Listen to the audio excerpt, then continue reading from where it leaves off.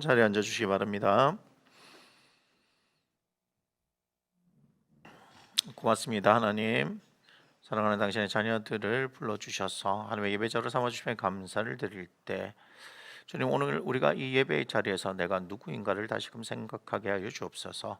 세상은 알 수 없지만 하나님, 우리에게는 그 비밀인 예수 그리스도를 가르쳐 주셔서 예수 그리스도의 십자가의 사건을 통하여 주의 성령으로 말미암아 우리에게 믿음을 주셔서 주 예수 그리스도를 고백하며 그분을 인하여서 우리가 하나님의 자녀가 되는 놀라운 권세를 얻은 줄 알게 하신 하나님, 하나님의 자녀가 얻는 이 예배자의 특권, 말씀하신 대로 내 이름을 기념하는 그곳에 내가 임하여 그들에게 복을 주려 말씀하셨사오니, 하나님, 사랑하는 당신의 자녀들이 주 하나님의 이름을 높이며 그 이름을 기념하며 이곳에 오직 한 분이신 하나님을 높이기를 원하오니, 주여 말씀하신 대로 주의 복이 임하는 시간이 되어지기를 원합니다.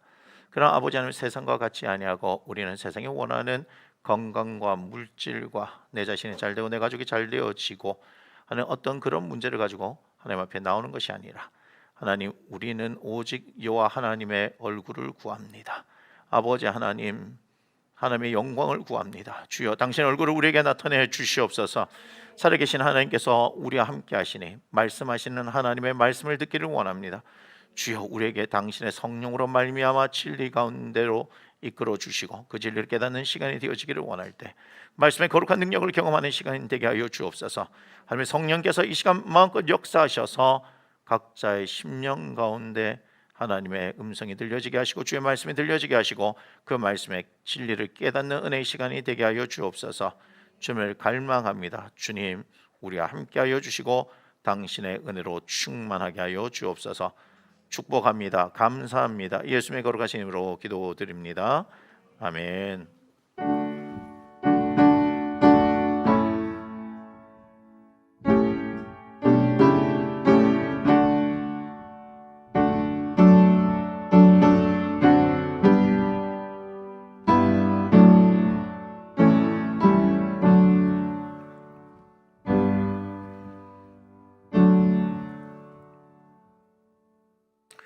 오늘 하나님께서 우리에게 주신 말씀, 창세기 22장 7절로 12절의 말씀입니다. 창세기 22장 7절로 12절의 말씀인데요, 제가 한 절 읽고 여러분이 한 절 읽도록 하겠습니다. 창세기 22장 7절의 말씀입니다. 이삭이 그 아버지 아브라함에게 말해 이르되, 내 아버지야 하니 그가 이르되, 내 아들아, 내가 여기 있노라. 이삭이 이르되, 불과 나무에 있거니와 번제할 어린 양은 어디 있나이까?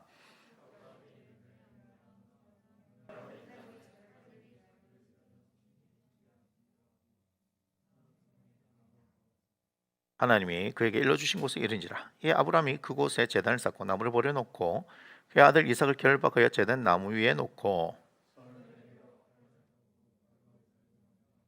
여호와의 사자가 하늘에서부터 그를 불러 이르시되, 아브라함아, 아브라함아 하시는지라. 아브라함이 이르되, 내가 여기 있나이다 하며, 사자가 이르시되, 그 아이에게 내 손을 대지 말라, 그에게 아무 일도 하지 말라. 내가 내 아들 내 독자까지도 내게 아끼지 아니하였으니 내가 이제야 내가 하나님을 경외하는 줄을 아노라. 아멘.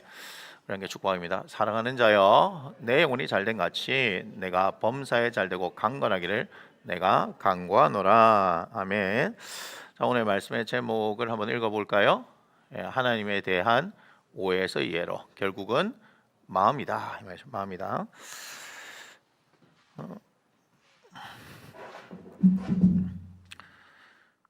우리가 신앙생활을 조금이라도 한 분들 같은 경우는 다른 이름을 잘 몰라도 많이 들어본 이름이 아브라함이죠. 아브라함과 관련돼서 가장 유명한 사건은 100세의 아들을 얻었다. 그런데 하나님께서 어느 날 갑자기 그를 시험하시려고 그 아들을 번제로 드려라 하는 사건. 그리고 그 가운데 아브라함이 순종하였고 하나님께서 아브라함의 그 순종을 받으셨다. 그래서 아브라함은 믿음의 조상이 될 수밖에 없었다. 뭐 이렇게 우리가 하는 이야기들 잘 알고 있습니다. 오늘 우리가 그 이야기 한가운데로 들어가 보려고 하는 거예요. 근데 제목이 뭐죠? 하나님에 대한 오해에서 이해로, 이렇게 얘기했습니다. 무슨 얘기냐 하면, 우리는 어떤 프레임을 가지고 있느냐, 신앙생활을 오래 하다 보니까 창세기 22장, 특별히 우리가 창세기의 말씀들 너무나 잘 아는 여러 가지 많은 이야기들 있잖아요, 그죠? 사람을 중심으로 해서 사건들이 일어나는데 우리는 거기에 대해서 더 이상 묵상하지 않는 아주 좋지 못한 습관들이 들어 있습니다. 신앙생활을 오래 하면 오래 할수록 어떠냐면 나는 그 말씀을 다 아는 것처럼 이야기를 하는 겁니다. 하지만 결코 그렇지 않습니다. 왜 그러냐면 세상에 있는 책하고 특별히 이제 고전하고 또 다른 얘기거든요. 이것은 살아계신 하나님께서 우리에게 주신 말씀이고 시대를 초월하여서 불변하는 진리로 우리 가운데 다가오시고 여전히 살아계신 하나님께서 이 말씀을 통해서 우리에게 말씀해 오시고 말을 걸어 오신다는 것입니다. 여러분, 여러분들과 함께 제가 이제 10월부터 기도 훈련을 한다라고 얘기했는데 여러분들이 지금까지 생각했던 그 기도를 생각하지 마십시오. 전혀 다릅니다. 전혀 다릅니다. 우리가 보통 기도할 때 특히 대한민국에서 뭐 기도하면 뭐 방언으로 기도하고 뜨겁게 기도하고 통성으로 기도하고 철회하고 하는 게 아닙니다.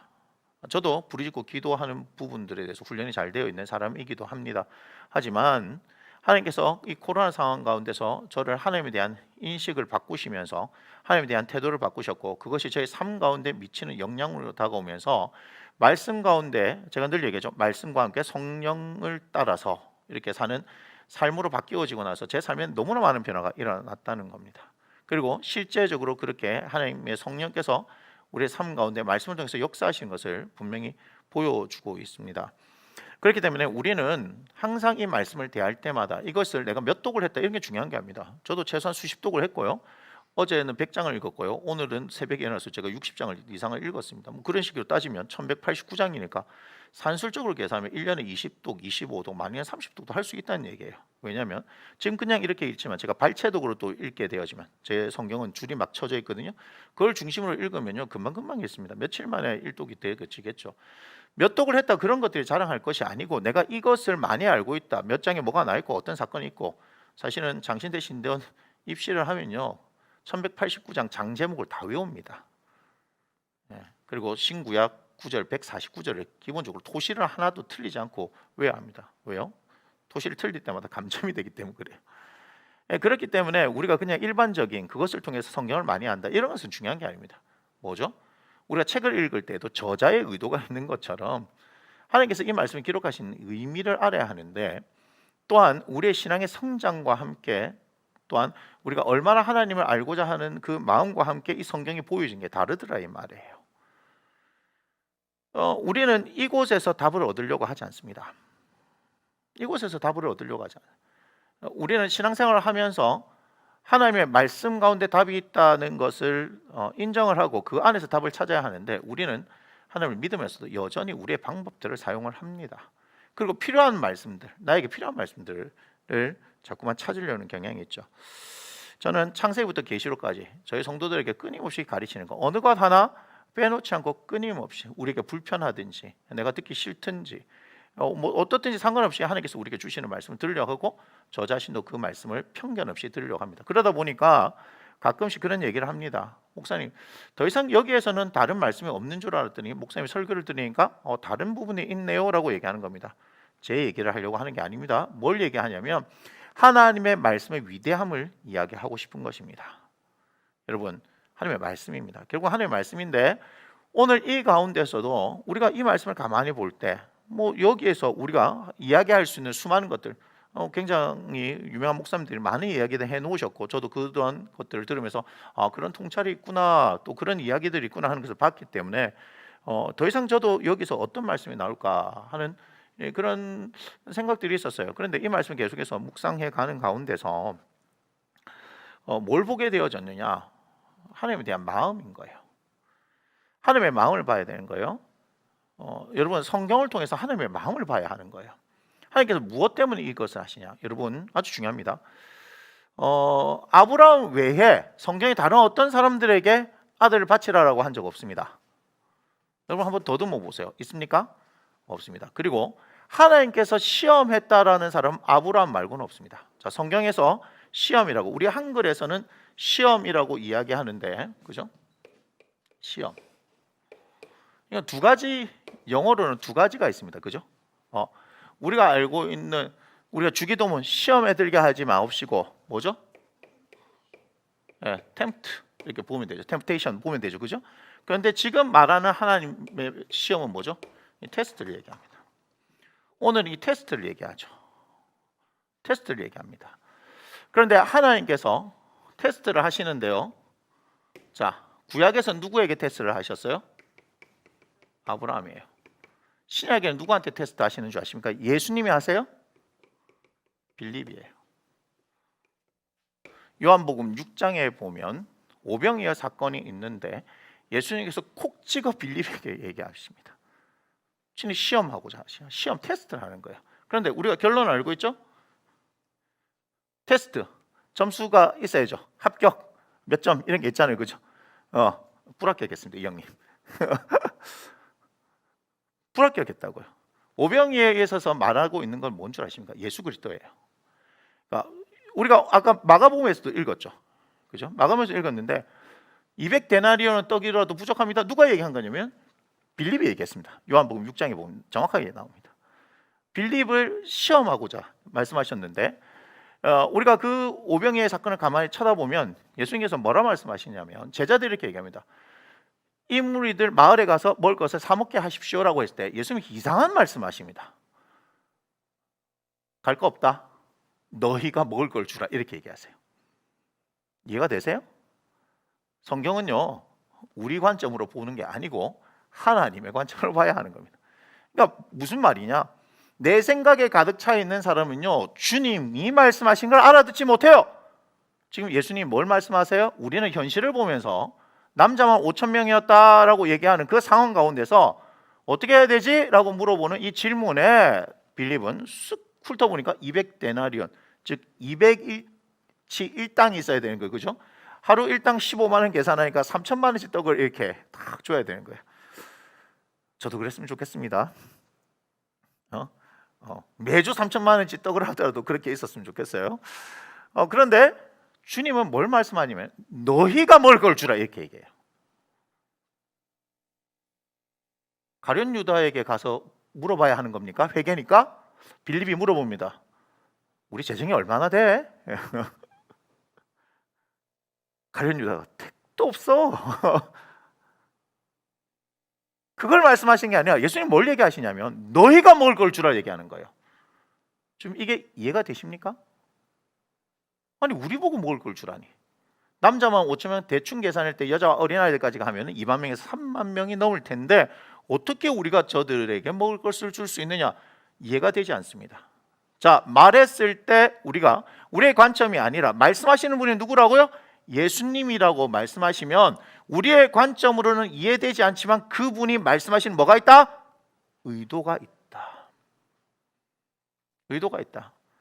사복음서를 통해서 볼 때 뭘 얘기하는 줄 아세요? 제자들은 어느 누구도 예수님의 의도를 깨달은 사람이 없다는 거예요. 그런데 제자들은 자신의 이야기를 가감 없이 써놓습니다. 그분을 언제부터 이해하기 시작했나요? 부활하시고 난 이후에, 오순절 마가의 달방에 성령이 임하시고 난 이후에 그들이 예수님께서 주셨던 하나님의 말씀을 깨닫기 시작하는 겁니다. 누가복음 그러니까 24장에 보니까 엠마오로 가는 두 제자들, 그들 앞에 예수님 서셨는데도 그들은 부활하신 예수 그리스도를 인정하지 않았기 때문에 누군지를 알 수 없었다는 거예요. 그들의 눈이 어두워져서 예수님지를 알지 못하는 거예요. 그런데 그들의 눈이 밝아지니까 함께 했던 분이 예수님과 알게 되어진 거예요. 무엇을 얘기하는 겁니까? 예수님은 우리의 관점으로 알 수 있는 분이 아니에요. 계시의 영역이죠. 계시는 일방적인 하나님의 비밀의 영역입니다. 우리가 예수님을 믿고 있는 것이 당연한 것처럼, 이 예배 자리에 나와 있는 것이 당연한 것처럼 여러분 생각하는지 모르겠지만 이곳에는 올 수 있다고 올 수 있는 것이 아닙니다.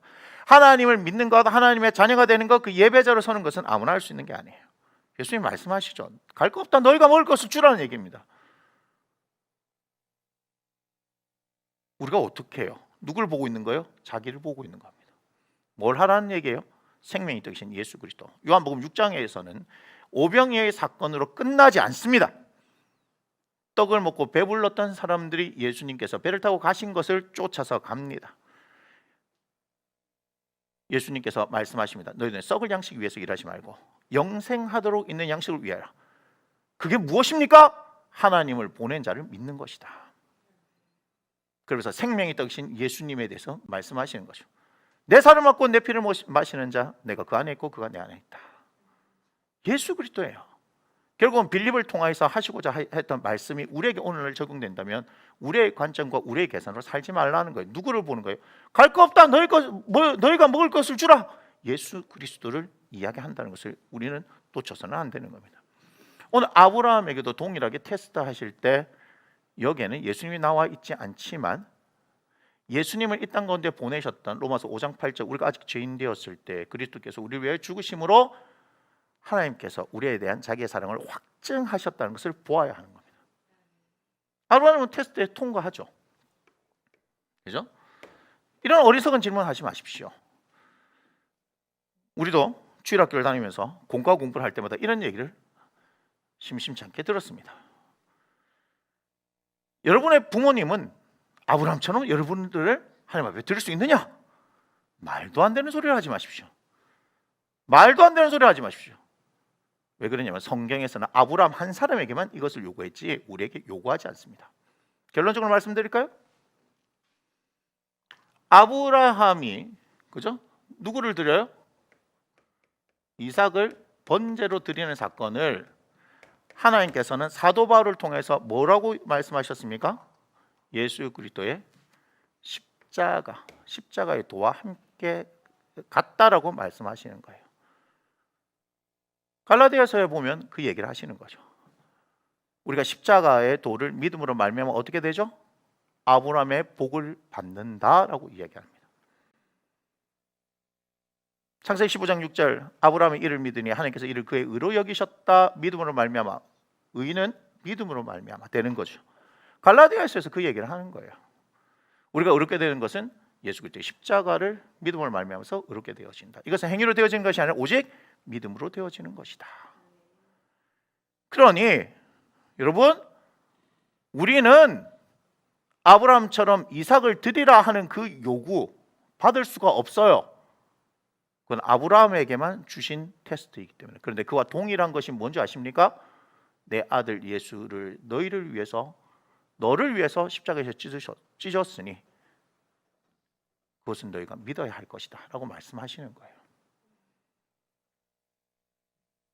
이게 뭐죠? 예수님은 하나님의 사랑입니다.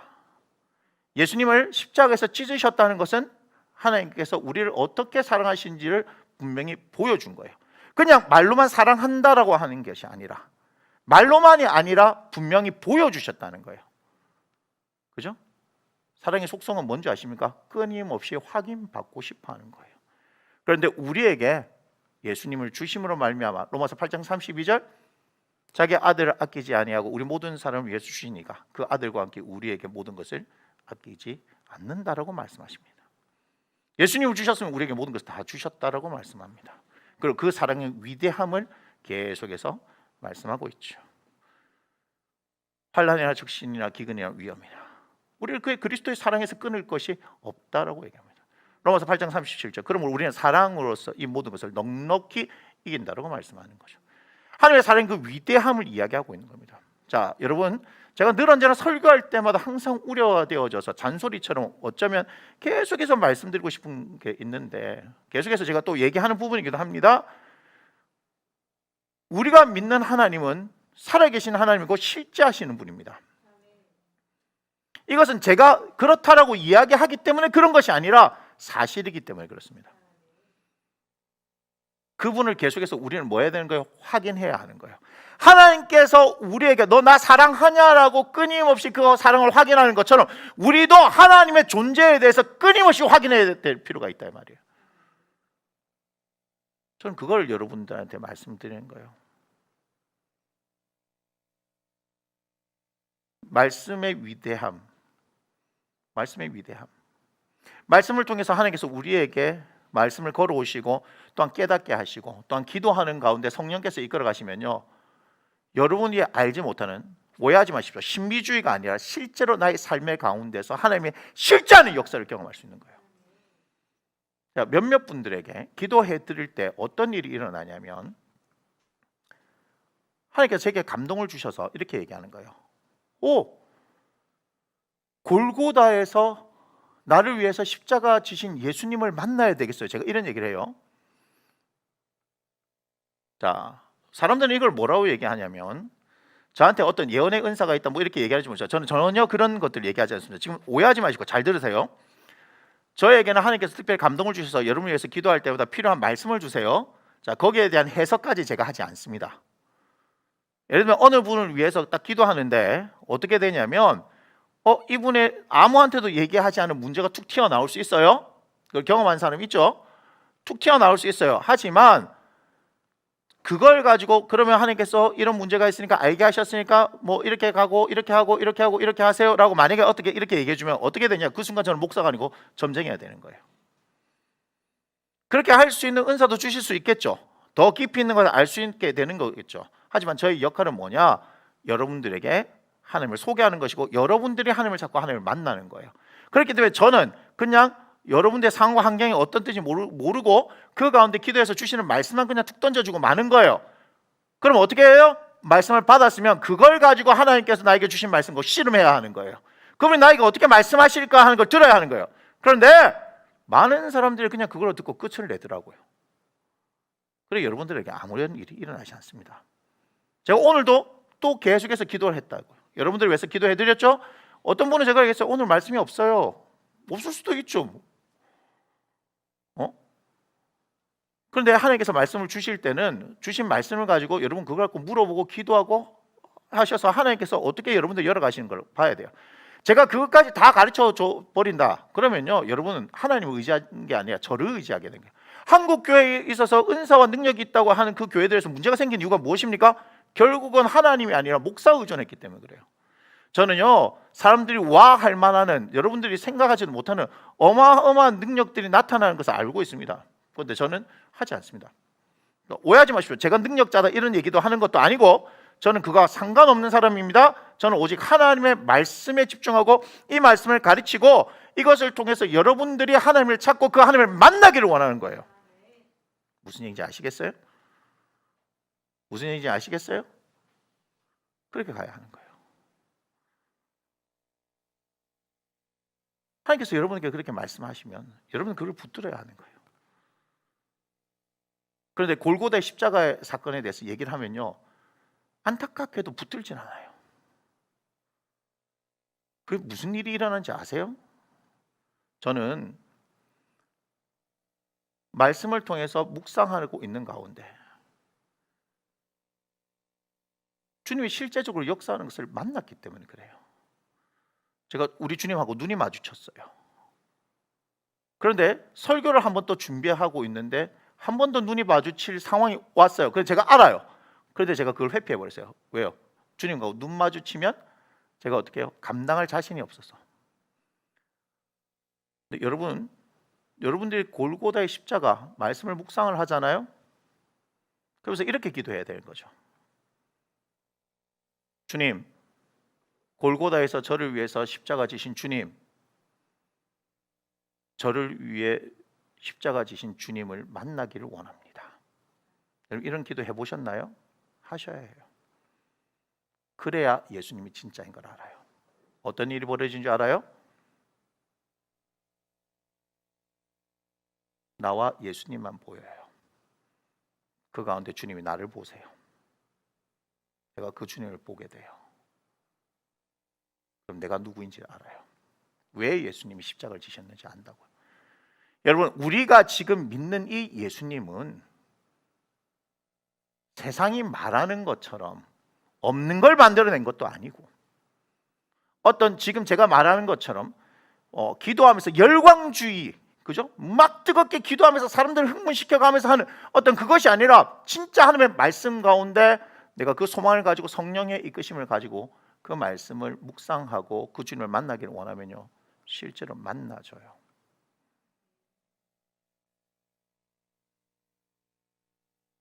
여러분의 죄에 대해서 보여달라고 기도한 적 있습니까? 그러면요, 왜 죄에 대해서 그렇게 얘기할 수밖에 없는지 이해가 됩니다. 목사님이 그래서 죄에 대해서 얘기하고, 죄는요 어마어마하게 더럽습니다. 어마어마하게 더럽습니다. 여러분의 죄를 보여달라고 하나님 앞에 기도해봤나요? 여러분의 죄를 보여달라고 기도하면요, 그걸 보는 순간 여러분 예수님 찾을 수밖에 없어요. 그만큼 우린 더러운 존재예요. 제가 이렇게 얘기하면 저 또한도 마찬가지. 그런데 그 더러운 죄, 우리가 그 죄 가운데서 허덕거리면서 어떻게 할 수 없는데 예수 그리스도의 그 피로 말미암아서 그것이 딱 씻어지는 것을 여러분 경험하면요, 이게 진짜라는 걸 고백할 수밖에 없어요. 다시 말씀드리죠. 우리가 믿는 예수님은요, 여러분의 삶의 문제 가운데서, 죄송합니다, 건강의 문제나 재정의 문제나 자녀의 문제나 학업의 문제나 여러분의 진로의 문제, 이런 것을 넘어서서 진짜 본질적인 예수 그리스도와 그의 십자가, 사도 바울을 통해서 고린도전서 2장 2절에 말씀하셨던 것처럼 내가 그리스도와 그가 십자가에 못 박힌 거 외에는 알지 않기로 작정했다. 빌립보서 3장 7절에 얘기했잖아요. 자신이 있었던 모든 것을 배설물과 같이 여기면서 내가 가장 고상한 지식인 예수 그리스도를 알기로 원한다. 왜 그런 일이 일어났나요? 사도 바울이 봤기 때문에 그런 거예요. 자기가 누구인지를 봤기 때문에 그런 거예요. 예수님이 누구인지를 알았기 때문에 그런 거예요. 그 십자가 무엇인지 알았기 때문에 그런 거예요. 아무것도 아니구나. 그런데 우리는 거꾸로 가죠. 우리는 계속해서 명예를 얻으려고 그래요? 재산을 얻으려고 그래요? 예수를 통해서 우리는 우리의 목적을 이루려고 하고 있는 것 같아요. 예수님은요, 여러분이 생각하는 것보다 더 위대하신 분입니다. 그분이 실제로 우리의 삶 가운데 역사하시는 분이에요. 저는 그분을 여러분이 만나기를 원하는 거예요. 성경의 위대함, 기도의 위대함, 하나님의 성령의 실제하심이 여러분 말장난이 아니고 실제로 일어나는 일이에요. 제가 만약에 경험하지 못했으면 저도 그렇게 얘기하지 못했겠죠. 저희 지식과 이성을 통해서 이분을 말하려고 했을 거예요. 그런데 우리는 사역사 학교를 통하여서도 경험했던 거예요. 실제로 성령의 충만을 구했을 때 순식간에 하나님의 성령께서 우리를 사로잡기 시작하는 그 일들, 어떻게 설명할까요? 그건 감정이 아닙니다. 소위 말해서 사람들은 뭔가 그 열광주의, 또 감정이 감정이 막 휘몰아치는 가운데 감정이 격앙되어졌기 때문에 뭐 하는 거예요? 막 음악이 틀어진 가운데서 막 그렇게 부르짖고 기도하고 막 하니까 그 가운데 나도 모르게 막 은혜 받은 것처럼. 아니요? 우리 어떻게 했어요? 잠잠하게 기도했는데 어떻게 해요? 하나님의 성령께서 임재하셔. 근데 그 무게가 너무나 커서 어떻게 사람 튕겨져 나가요. 그냥 성령의 충만을 구했어요. 근데 성령이 뭘 원하시죠? 네 생각과 의지를 내어놓아라. 왜요? 성령 충만은 사로잡힘이기 때문에. 에베소서 5장 18절 술 취하지 말라 이는 방탕한 것이 오직 성령의 충만을 받으라. 술 취함, 결국은 술을 마심으로 말미암아서 술에 취하게 되면 술이 그 사람을 이끌어가는 것처럼 성령이 이끌어가시고 성령이 지배하게 되려면 내 생각과 의지를 내어놓아야 하는 거예요. 그러면 하나님의 성령께서 어떻게 하신 줄 알아요? 나의 밑바닥에서부터 그분이 나를 사로잡기 시작하세요. 근데 그분이 나를 완전히 사로잡기 시작하면 그 영광의 무게에 의해서 나도 모르게 튕겨져 나가요. 실제하십니다. 실제하시는 거예요. 저는 이 하나님을 여러분들에게 소개시켜 드리고 싶은 거예요. 말씀을 통해서 하나님의 위대한 사람들이, 하나님을 만난 사람들이 어떻게 하나님과 동행했는지를 가르쳐 주고 싶은 거예요. 아브라함 보세요. 여러분, 오해입니다.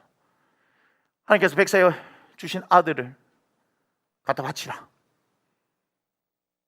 너의 가장 소중한 것을 내드려야 한다. 하나님 앞에 그렇게 순종해야 된다. 하나님께서 그런 믿음까지 요구하신다. 저도 그렇게 봤어요. 그런데 이 말씀을 준비하면서 가만히 보는데 왜 하나님께서 이렇게까지 하실 수밖에 없느냐 하는 그 하나님의 마음을 우리는 철저히 말씀을 보면서도 우리 중심으로 보고 있더란 말이에요. 하나님의 마음을 모르는 거예요. 왜 하나님께서 아브라함에게 이걸 요구하셨지? 아브라함 외에는 그 이전도 이외에도 요구하지 않습니다. 맞습니까? 아들 바치라라고 하는 게 있습니까? 하나님께서 요구하시더라고요. 아담으로부터 출발합니다. 하나님께서 자기의 형상대로, 그리고 하나님께서 그 코에 생명을 부어 놓으셔서, 그죠? 생기를 부어 주셨죠. 생명이 됐죠. 하나님 얼마나 좋으셨든지 에덴 동산을 만드시고 그를 위해서 만들었던 모든 것들 다 보여주시냐. 그가 혼자 있는 거 좋지 못해서 아내도 만들어줬어요. 여러분, 부부는요, 여러분 이거 굉장히 중요합니다. 저는 부부 관계, 그다음 가정에 대해서 굉장히 중요하게 되어졌는데 그 전에 저도 몰랐어요. 무슨 말이냐? 저도 하나님 앞에 일방적인 사람이었어요. 그게 무슨 말이냐면 막 끊임없이 몇 시간씩 기도하고 막 내 걸 쏟아붓고 그래야 막 능력이 오고 뭐 그런 줄 알았다고. 배운 게 그거밖에 없으니까. 뭐 보고 들은 게 없으니까. 그런데 어떤 계기가 되어져서 성령에 대해서 관심을 가지고, 성령에 대해서 관심을 가졌다니까 무슨 성령의 은사적인 거 그런 게 아닙니다. 처음에 저도 그런 건 줄 알았어요. 그런데 성령이 인격적인 분이 무엇인지, 어떤 것인지, 그분과 함께 동행한 것이 무엇인지 하는 것을 이해시켜 주시고 봤더니 제가 하나님하고 친하지가 않더라는 거예요. 근데 코로나 상황에서 제 아내하고 함께 여기 5월달에, 작년 5월에 기도하러 왔었을 때 하나님께서 저에게 원하는 게 무엇인지 알게 되어졌어요. 자, 중요한 건 알게 되어지는 거예요. 기도하라고 하는 마음을 주셨으니까 밤에 멀쩡한 집 놔두고 아내하고 여기 와서 또 자면서 기도하는데, 여러분 자면서 기도하니까 막 밤새 철회한 것 같죠? 아니라니까요. 힘들어서 안 해요. 저는 1시까지만 기도했습니다. 제 아내는 저기서 자고 있었고요. 제가 자면 새벽에 제 아내가 일어나서 기도했어요. 우리 그렇게 기도 많이 하지 않았습니다. 그런데요, 계속해서 그 전에 2019년부터 하나님의 성령이 계속해서 관심을 가졌어요. 18년부터군요. 18년, 19년 돌면서 계속해서 성령에 대해서 관심을 가졌어요. 그러다 보니까 뭐라 그러냐? 제가 하나님하고 친하지가 않는 거예요. 이유를 말씀드려요? 제가 저희 아버지하고 안 친해서 그렇습니다. 제가 저희 아버님을 굉장히 무서워했거든요. 제가 애를 낳았는데도 제 아내가 이상하대. 애를 놓고도 이렇게 사는데도 아버지가 무서우냐고 막 그렇게 얘기했을 정도로. 어려서부터 그렇게 아버지가 무서웠어요. 그러니까 하나님도 어때요? 무서운 거예요. 그리고 저는 부모님하고 상관없이 스스로 이제 저가 결정하고 대학도 가고 공부도 하고 뭐 결혼하고 하는 이 부분들에 대해서 제가 스스로 하게 만들었어요. 그러니까 하나님 안에서 일도 어떻게 하는 거예요? 제가 스스로 하는 거예요. 제가 판단해서. 하나님께서 뭘 원하시는지 듣지도 않고 어떻게 하는 거예요? 제 마음대로 하는 거예요. 그러니까 하나님에 대한 태도가 그렇게 나왔던 거죠. 제가 그걸 통해서 발견한 거예요. 여러분 정말 중요합니다. 가정이 정말 중요한 겁니다. 부부는요, 둘이 하나가 되는 거예요. 죄송하지만 여러분들 부모들 계시죠? 그분들을 섬기지 말라는 거 아닙니다. 그러나 뭐예요? 가정은 부부 중심입니다. 자녀는 다 떠나보낼 거예요. 철저히 부부 중심입니다. 왜 이게 중요합니까? 창세기 2장 24절 그 말씀을 통해서 에베소서에 오면 뭘 얘기하는 겁니까? 그리스도와 교회의 관계를 얘기하죠. 정확하게 둘이 하나가 되어지는 것. 그래서 사실 먹음인 거 아십니까? 요한복음에 뭐 먹음입니다. 그래서 내 살을 먹고 내 피를 마신 자, 내가 그 안에 있고 그가 내 안에 있는 거예요. 부부끼리 이런 부부끼리밖에 모르죠? 둘이 하나 되는 거예요. 둘이 하나 되어지는 것이 가정에서 이해될 때 그리스도와 내가 하나가 되어진 게 이해가 되는 겁니다. 요한복음 17장에 보면 아버지와 내가 하나가 되듯이 저들도 우리와 하나가 되게 하소서. 하나됨이에요. 교회는 하나됨이에요. 교회는 예수 그리스도의 머리를 통해서 우리가 하나가 되어지는 거예요. 제가 지금 교회론에 대해서 얘기하는 시간이 아니기 때문에 여기까지만 얘기합니다. 교회를 이해하기 위해서, 하나님과 나의 관계를 이해하기 위해서는요, 둘이 하나가 되어지더라. 이게 창세기 2장이잖아요. 하나님이 그와 같이 어떻게 해요? 하나 되기를 원하셨다는 거예요. 아브라함을 통해서 하나 되기를 원하셨다는 거예요. 근데 죄가 들어오니까 어떻게 돼요? 단절이 일어나 버린 거 아니에요. 하나님은 지금도 우리가 하나 되기를 원하십니다. 근데 노아 때가 되어지니까 노아 외에는 어떤 일이 발생했어요? 전부 하나님과 단절이 된 거죠. 죄는 결국은 우리를 영원한 죽음으로 끌고 가게 되어지는 것입니다. 그리고 영원한 죽음보다 더 무서운 게 뭔지 아세요? 하나님과 우리의 단절을 이야기하는 겁니다. 하나님께서, 그러니 제가 정말 불경스러운, 표현할 방법이 없어서 이해시켜 드리기 위해서 이렇게밖에 말씀을 못 드리는 걸 미리 죄송하다고 말씀드리면서 이렇게 말씀드리겠습니다. 하나님도 상처를 받으신 거예요. 누구에게? 우리들에게. 하나님은 그토록 우리에게 필요한 사랑을 부어주셨는데 그 사랑의 첫 번째가 뭔지 아십니까? 자유의지입니다. 우리 스스로가 하나님을 선택할 수도 있고 선택하지도 않을 수 있는 권리. 그 자유의지를 주셨다는 것은 우리에게 모든 것을 다 주셨다는 거예요. 하나님께서는 우리가 스스로 하나님 당신을 선택할 수도 있게 하셨지만 우리 스스로 하나님을 버릴 수도 있게 만드셨어요. 사랑은 강제가 아니죠. 사랑은 마음과 마음이에요. 너무너무 상처를 받으셨어요. 노아를 통해서, 셈과 함과 야벳을 통해서 새롭게 시작하셨지만 또 문제가 발생한 거예요. 그런데 하나님의 말씀을 듣는 누군가를 발견한 거예요. 그게 누구예요? 아브라함이에요. 사실은 그의 아버지, 아브라함의 아버지 데라가 갈대 우르에서 먼저 출발했지만 하란에서 머물러 버렸잖아요. 가나안 땅으로 가야 하는데, 그래서 그 아들 아브라함에게 던졌더니 아브라함이 순종해서 왔더라는 거예요. 너무너무 좋으셨는데 이놈의 새끼 가나안 땅에 더 갔더니 기근이 든 걸 보더니 말도 안 했는데 지 혼자 애굽으로 내려가. 그래갖고 사단이 터지잖아요. 하나님께서 안 되겠다, 막아야겠어. 그렇게 아브라함은 완성된 믿음이 아니에요? 그죠? 그렇게 좌충우돌합니다. 어느 순간인가 창세기 17장을 통하여서, 또한 18장을 통하여서, 그리고 20장을 통하여서 제가 지난주에 설교했듯이 아브라함의 신앙이 성숙되어진 어느 날 하나님께서는 누구를 부르세요? 아브라함을 시험해보고 싶은 거예요. 아브라함 같은 사람이 없는데도 불구하고 하나님께서는 어떻게 해요? 정말 나를 사랑하느냐 확인하고 싶으셨던 거예요. 왜요? 제가 불경스러운 표현이지만 이거 말고는 방법이 없다고 얘기했습니다. 어느 누구도 아브라함처럼 자기를 믿고 따라줬던, 그 사랑에 반응했던 사람이 없었기 때문에 너무너무 확인하고 싶었던 거예요. 그러니까 처음이자 마지막으로 확인하고 싶으셨던 거예요. 정말 사람이 나를 사랑할 수 있느냐. 그래, 말도 안 되는 얘기를 하죠. 네 독자 이삭을 번제로 바치라. 안 할 줄 알았는데, 설마 했는데 세상에 그 아들 데리고 오더니 번제단 위에 묶어서 잡으려고 칼질하려고 하니까 아브라함아 긴급하게 두 번 부르시잖아요. 하나님 감동하셨어. 오늘 12절 봅시다. 이렇게 얘기하죠. 사자가 이르시되 그 아이에게 내 손을 대지 말라, 그에게 아무 일도 하지 말라. 그 다음 읽어봅니다. 시작. 내가 내 아들 내 독자까지도 내게 아끼지 아니하였으니 내가 이제야 내가 하나님을 경외하는 줄 아노라. 아멘. 아직까지도 아브라함이 자신이 가장 귀한 것을 드려서 순종함으로 말미암아 하나님께 이 믿음을 인정받은 거라고 생각하신다면 하나님의 마음을 몰라요. 물론 히브리서 11장 17절 이후에 보면 믿음으로 하나님께서 어떻게 하신다고요? 이삭을 죽은 자 가운데서 도로 받을 것이다 이렇게 나왔지만 여러분 그렇게 되어지는 게 아닙니다. 그 말씀이 틀렸다는 얘기가 아닙니다. 그 말씀이 맞는 말씀입니다. 그런데 왜 그렇게, 무엇이 그렇게 아브라함을 움직이게 만들었냐 이 말이에요.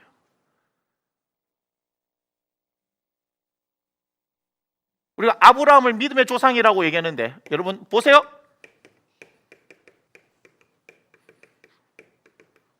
우리가 모리아산에서 믿음의 절정을 보지 않습니까? 믿음의 절정을 보지 않습니까? 믿음의 절정에 이르는 아브라함이에요. 더 이상 믿음으로는 아브라함에 대해서 어떻게 평가할 수가 없잖아요. 자신의 100세 아들, 그 아들을 너무나 귀하고 사랑스러운 아들을 바치잖아요. 그런데 그게 아니에요. 믿음의 절정을 얘기하는 게 아니에요. 믿음의 절정은 사랑이다. 내가 당신을 믿습니다. 어디까지 믿는데요? 어디까지 믿을 수 있냐고요? 전 목사님 믿어요. 어디까지 믿냐고요? 무슨 얘기인지 아시겠어요? 제가 집사님 믿을 수 있는 것이 다 믿을 수 있다는 얘기인겠습니까? 그렇잖아요. 난 당신을 믿어요, 당신을 신뢰해요 하는데 어느 순간까지 가버리면 내가 못하는 게 있잖아요. 제일 간단하게 얘기할까요? 돈 얘기 한번 해보세요. 표현이 싹 바뀝니다. 참 이 양반이 갑자기 좋다 하니까. 아니에요. 제가 개척하기 위해서 제 친구들한테 전화를 해봤습니다. 저는 돈 때문에 부딪힌 일이 너무 많아요. 그래서 제가 그거 관련돼서 책 쓰려고 그러잖아요. 돈과 관련돼서 제가 일이 너무너무 많아요. 개척할 때요, 제가 많은 돈도 아니지만 30만에서 50만 원씩만 빌려달라 그랬어요. 예수 안 믿는 친구들 중에 빌려준 사람이요, 딱 한 사람 있습니다. 한의사 제 친구. 내 액수 얘기 안 했는데 300만 원 주더라고요. 저는 없습니다. 돈 얘기, 제가 돈 사업한다고 돈 빌리러 다녀봐서도 압니다. 냉정합니다. 당연하죠. 날 뭘 봐서요, 뭘 봐서. 그건 내 책임인 거예요. 돈을 빌려줄 만한 사람한테 빌려주는 거 아니에요? 그러니까 빚도 능력이다 하는 거 아니에요? 그죠? 아무리 친한 사이라도 돈 문제 딱 걸리면요, 얼굴 딱 바뀝니다. 지금 간단하게만 얘기할게요. 뭐 믿는다, 친하다 막 하는데 그게 한계가 있는 거 아니에요? 그 남자들은 뭐 술 한잔하고 막 그래 해줄게 했는데 부인이 딱 해서 그 얘기하면 너 해서 이렇게 해주기로 했어 하면은 뭐 아니 당신은 이렇게 나오는 거 아니에요? 왜 우리 집은 생각 안 하고 뭐 그렇게 하냐, 뭐 그렇게 얘기할 수 있는 거 아니에요? 그 부인의 입장이 당연히 이해되는 겁니다. 당연한 거예요. 근데 액수가 커지면, 우리가 지금 이제 명절인데 이 명절 때마다 슬픈 소식들 나오잖아요. 그죠? 재산 다툼 때문에 형제 간에. 제가 장례식 끝나고 난 뒤에 들은 얘기들 중에 하나가 뭐예요? 꼭 장례식 끝나고 나면 형제들끼리 싸움 난다 그래요. 뭐 때문에요? 돈 때문에. 돈 앞에 형제도 없어요. 그래서 제가 우리 교회 성도들한테 얘기하잖아요. 다 쓰고 가세요. 다 쓰고. 물려줄 생각하지 말고 다 쓰고 가세요. 저 다 쓰셔야 돼요. 행복하게 살다 가십시오. 우리는 신앙의 유산만 물려주면 돼요. 신앙의 유산만 물려주면 돼요. 다른 거 필요 없어요. 이해가 되세요? 믿는다. 뭘 믿는데 도대체? 여러분 그거 압니까? 다윗과 요나단 막 얘기하죠. 다윗이 삐진 거 알죠? 누구한테요? 요나단의 아들 다리저는 무비보셋한테 삐지잖아요. 그 이름도 스반지 시반지 그거 있잖아요. 이 새끼가 거짓말 해가지고 못 쫓아가게 만들어 놓고 왔는데 뭐예요? 그 전에는 왕이 식탁에서 요나단 생각해서 막 했는데 그때 압살롬 때문에 도망갈 때 안 왔다고. 아닙니까?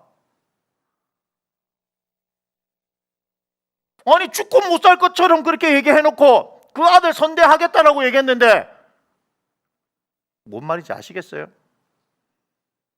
뭐가 믿음이냐 이 말이에요.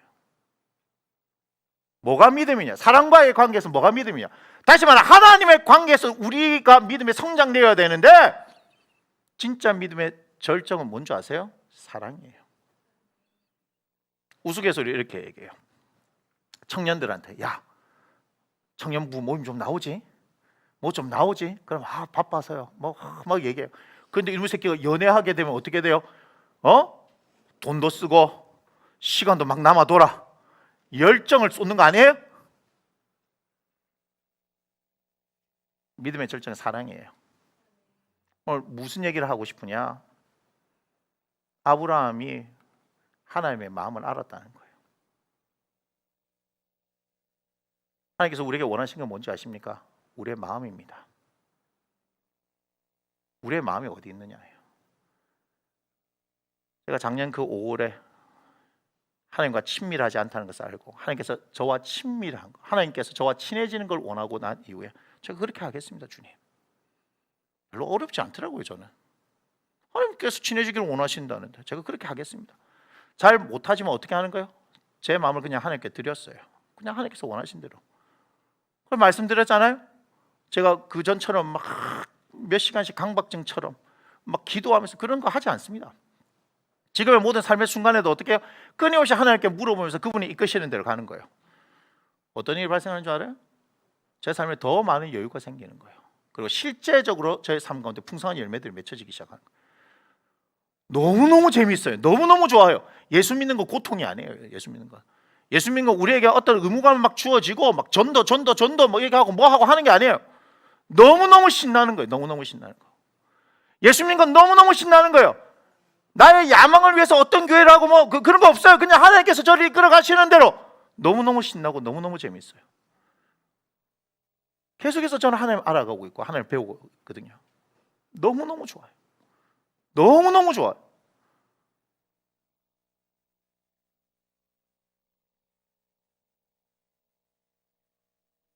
목사인데 목사님 교회에 계속 있어야 되는데 저를 찾으려면 항상 사택에 있습니다.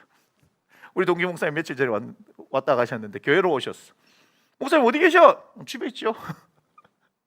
교회 안 계셔? 왜? 집에 있어요.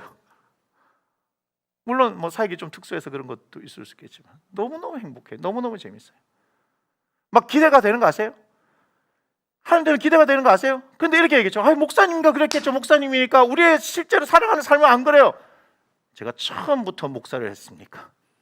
저는 학원이란 것을 안 해봤습니까? 저는 빚을 안 져봤습니까? 예?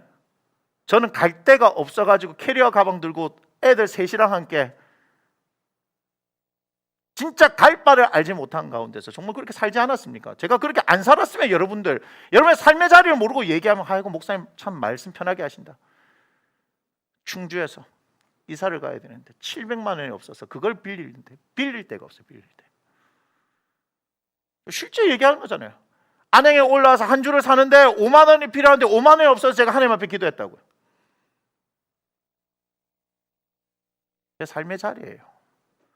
저는 뭔가 고상한 걸 얘기하는 게 아니라 저는 치열하게 제가 살았던 삶의 자리에서 무릎에 물이 차서 퉁퉁 붓는데 MRI를 찍어야 되는데 MRI를 찍을 돈이 없었어. 제 동기 전도사, 지금 목사가 됐지만 근데 정교인 수련회 갔대. 지가 언제 오니까 그때 가자 그러더라고.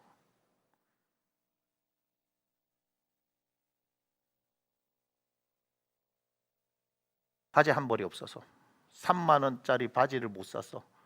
들었다가 놓았는데 5천 원에 세 벌 되는 구제 옷을 어머니가 저한테 보내셨을 때 아들 엄마가 이거밖에 없어서 이거밖에 못 해줘서 미안하다. 그게 내 나이 38에 이럴 때 실제 상황을 얘기하는 거예요.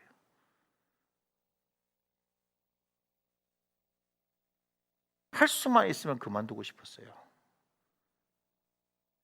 가을 찬바람을 불면 그만둘까? 사망의 이야기가 되어진데 현실이 다가왔어요. 갈 데가 없어요. 갈 데가.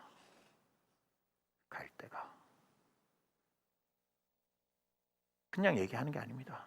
여러분의 삶의 자리를 모른다고요? 사업한다고 100만 원, 200만 원이고 빌리러 안 다녀봤습니까?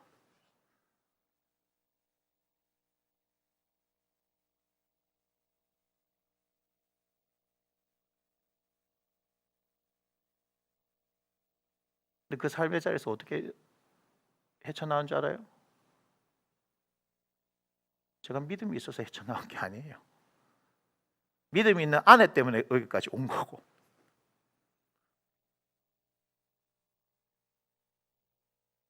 개척을 했는데 텅 빈 자리를 보면서 여기를 어떻게 채우지?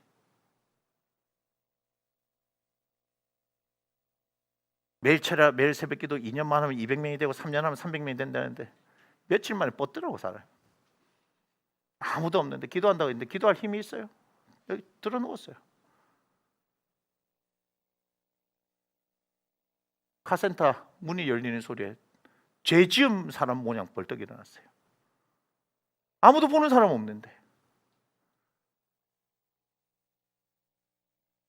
또 말만 번지르하게 하고 여기서 어쩔 수 없는 현실 가운데서 그냥 그만둬야 되는 건가?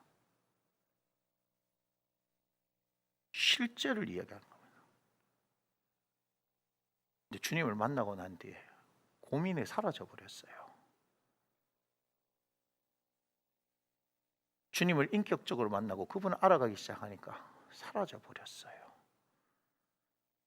염려, 걱정, 근심들이 사라져 버렸어요. 그리고 그분은 실제적으로 우리의 삶 가운데 채우시는 분이에요. 뭐가 중요한지 아세요? 하나님의 마음을 알아들은 게 중요한 거예요. 오늘 아브라함은요 이삭을 드리면서 하나님 앞에 모리아산에 나갔지만 하나님께서 뭘 원하신지를 정확하게 알고 나갔다는 걸 기억하십시오. 뭐예요? 하나됨이에요. 하나님과 하나 되기 위해서 내 하나님이 그걸 원하시면 내 아들의 피를 흘려서라도 나와 하나 되기를 원하시면 내가 그렇게 하겠다고요. 반대로 하나님께서는 예수 그리스도를 이 땅 가운데 보내시면서 우리와 하나 되기를 원하신 거 아십니까? 십자가는요, 하나님과 내가 하나 되게 하는 유일한 통로입니다. 요한복음 14장 6절, 내가 곧 길이요 진리요 생명이니 나로 말미암자 끊고는 아버지께로 갈 자가 없다. 예수님께서 십자가에서 운명하시는 그 순간에 성소의 휘장이 찢어지잖아요.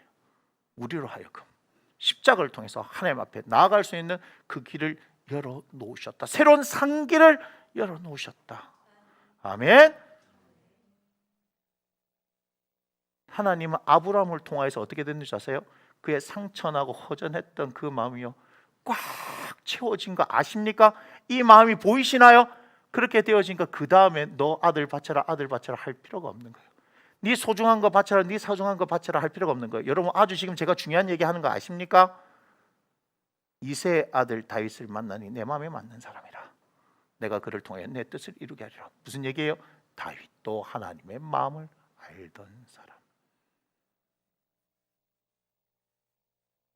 성경에 쓰임받는 하나님의 사람들은요, 하나님의 마음을 아는 사람이에요. 하나님의 마음만 알면요, 하나님께서 행하십니다. 그래서 신명기에서 그렇게 경외 얘기하는 거예요. 그것은 그냥 말씀을 듣고 지켜 행하라 순종하라 그 얘기가 아니에요. 하나님 사랑하라는 거죠. 그래서 율법 교사가 물어보는 거죠. 예수님한테 가장 큰 계명이 무엇입니까? 하나님의 사랑, 이웃 사랑. 끝. 이것이 율법이요 선지자의 강령이다 얘기하죠. 근데 로마서를 가니까 바울의 행님이 어떻게 하는 줄 아세요? 두 개도 힘들어. 오케이, 하나만 하자. 사랑은 율법의 완성이다. 끝. 그래서 종말의 징조는 난리야 난리, 재난의 소문, 기근과 지진이 아니라 이 교회 안에서 사랑이 식어지면 그때 종말인 거예요. 예수 그리스도를 통하여서, 이 교회를 통하여서 하나님께서는 구원을 이루고자 하시는데 이 가운데 사랑이 식어지면 끝인 거죠. 바깥에 예수 그리스도 사랑이 없으니까. 그래서 주님께서 잡히시던 그날 밤에 주와 선생이 되신 그분이 제자들 발을 씻기시면서 내가 주와 선생에 대해서 너희의 발을 씻겼으니 너희도 서로의 발을 씻어준 게 마땅하다. 너희가 서로 사랑하면 이로써 너희가 내 제자인 줄 알리라.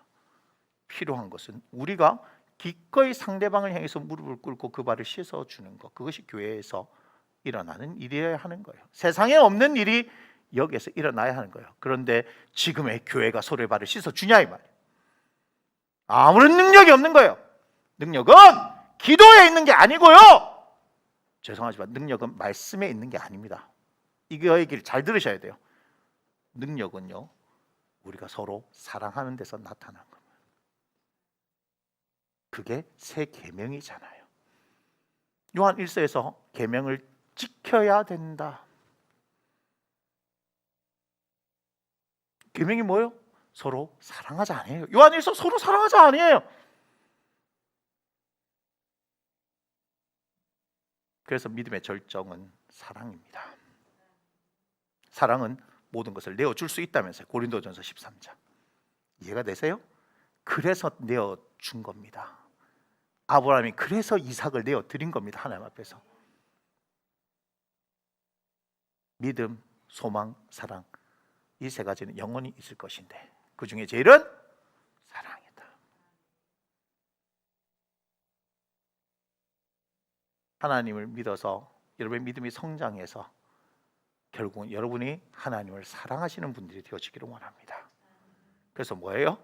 결국은 마음인 거예요. 가장 귀한 것을 뺏으시는 분이 아니라. 그래서 제가 하나만 더 정리하고 마치겠습니다.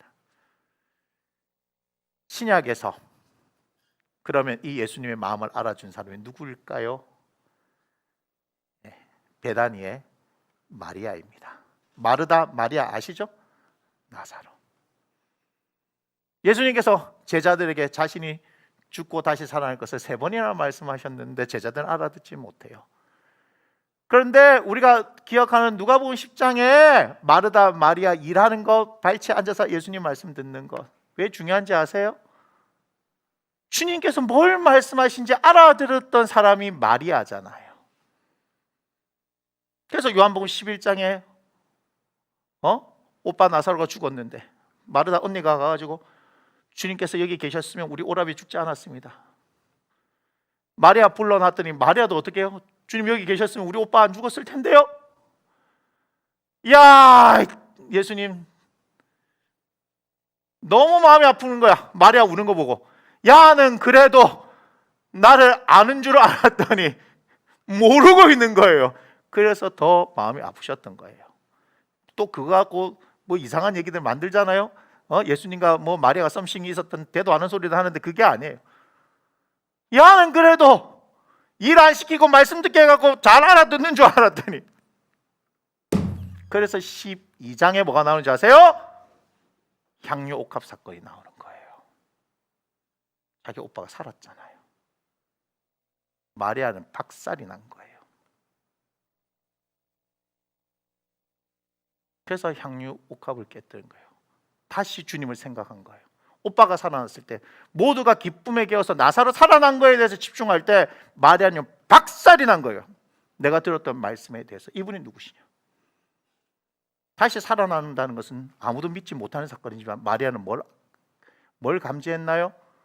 이분이 죽으시겠구나. 그래서 향유옥합을 깨뜨린 거예요. 그래서 예수님 뭐라 말씀하십니까? 이 여자는 힘써 내 장례를 준비함이라. 아무도 몰랐어요. 주님의 마음을 안다는 게 왜 중요한지 아십니까? 아브라함처럼, 누구처럼요? 마리아처럼 주님의 마음을 아는 사람이 필요해요. 여러분들에게 있는 가장 좋은 것을 갖다 바치라 하는 분이 아니에요. 전 재산 갖다 바치라 하는 분이, 네 아들 딸 갖다 바치라 하는 게 아니에요. 제발 좀 우리의 관점에서 하나님을 바라보지 말고 하나님이 어떤 분인지 알고 그분이 나에게 뭘 말씀하신 줄, 그래서 그분의 마음을 알아들이는 사람 되자는 거예요. 아무것도 필요 없어요. 이해가 되세요? 우리 하나님은 아무것도 필요 없어요. 뭐만 필요하다? 우리가 그분의 마음을 알아듣는 게 필요해요. 여러분, 그런 사람이 큰 사람이 되는 거예요. 그런 사람이 믿음의 사람이에요. 그런 사람이 하나님께서 인정하시는 사람이 되는 거예요. 제 말을 듣고 성경을 보기 시작해 보세요. 하나님께서 쓰시는 사람들이 어떤 사람들인지. 그래서 그들은 역경을 이길 수 있었어요. 그들은 고난을 이길 수 있었어요. 그들은 그 모든 상황들을 하나님을 신뢰하면서, 아니 하나님을 사랑하면서 넉넉히 이길 수 있었다. 로마서 8장 37절.